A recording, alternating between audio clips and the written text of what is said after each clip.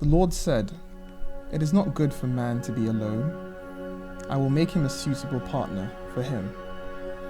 So the Lord God formed out of the ground various wild animals and various birds of the air, and he brought them to the man to see what he would call them. Whatever the man called each of them would be its name.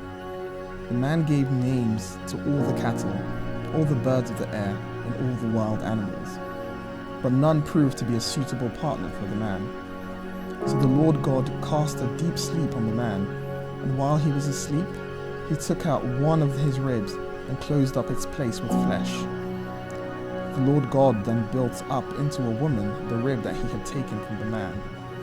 When he brought her to the man said, "This one at last is the bone of my bones and the flesh of my flesh.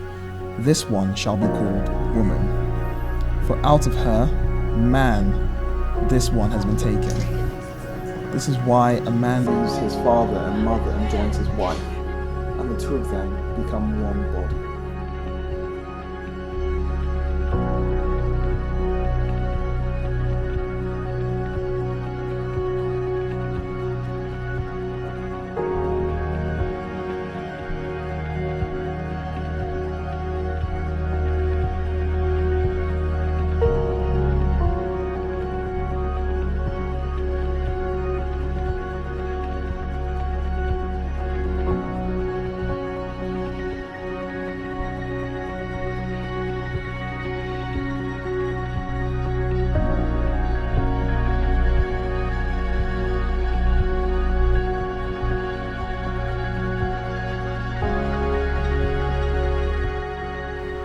You've known each other from the first glance of acquaintance to this point of commitment. At some point, you decided to marry.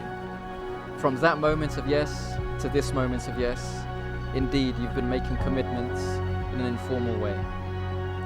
All of those conversations that were held in a car, or over a meal, or during long walks, all those conversations that began with "when we're married" and continued with "I will" and "you will" and "we will."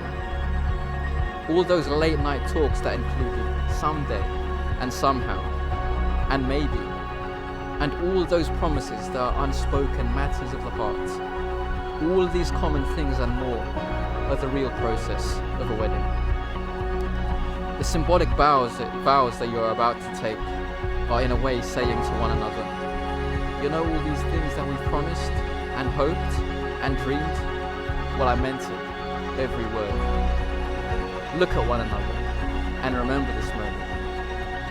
Before this moment, you've been many things to one another. Acquaintance, friend, companion, lover, dancing partner, even teacher, for you've learned much from one another these past few years.